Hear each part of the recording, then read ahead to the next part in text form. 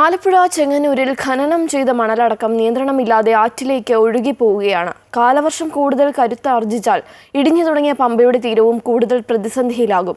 ലക്ഷങ്ങളുടെ മണൽ നഷ്ടമാകുമ്പോഴും മൗനം നടിക്കുകയാണ് അധികൃതർ. മണലൂറ്റി യന്ത്രമടക്കം എത്തിച്ച് ഖനനം ചെയ്ത മണലടക്കം മഴയിൽ പമ്പയിലേക്ക് നിയന്ത്രണമില്ലാതെ ഒഴുകിപ്പോവുകയാണ്. നിലവിൽ 200 മീറ്ററോളം ദൂരത്തിൽ തീരമിടിഞ്ഞിട്ടുണ്ട്. ഒപ്പം പ്രദേശത്ത് ശേഖരിച്ച മണലും തീരമിടിച്ചിലിന് പുറമെ ലക്ഷങ്ങളുടെ നഷ്ടമാണ് ഇതുമൂലം ഉണ്ടായിരിക്കുന്നത്. മണൽ നഷ്ടപ്പെടുന്നതിനൊപ്പം അശാസ്ത്രീയമായ രീതിയിൽ മണലൂറ്റി യന്ത്രങ്ങൾ ഉപയോഗിച്ചുള്ള ഖനനവും പമ്പയുടെ തീരമിടിയാൻ കാരണമായി. ചെങ്ങന്നൂർ നഗരസഭ പരിധിയിലെയും കോയിപ്പുറം പഞ്ചായത്തിന്റെയും ഭാഗങ്ങളാണ് ഇടിഞ്ഞ് പമ്പയിലേക്ക് വലിച്ചിരിക്കുന്നത്. കാലവർഷം കൂടുതൽ ശക്തി പ്രാപിക്കുന്നതോടെ തീരമിടിച്ചിൽ രൂക്ഷമാകും. നിലവിൽ ശേഖരിച്ച മണൽ പൂർണ്ണമായും നദിയിൽ പതിക്കും. ഇതേ മണൽ കാലവർഷത്തിന് ശേഷം വീണ്ടും ലക്ഷങ്ങൾ മുടക്കി തിരികെ എടുക്കേണ്ട സാഹചര്യം ഉണ്ടാകും. കാലവർഷത്തിന് മുൻപായി മണൽ യാർഡുകളിലേക്ക് മാറ്റാതിരുന്നത് അധികൃതരുടെ വീഴ്ചയാണ്.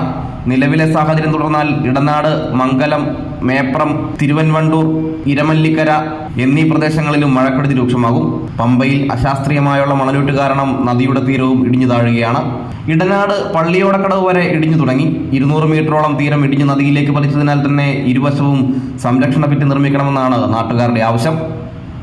അമൃത ന്യൂസ്, ആലപ്പുഴ.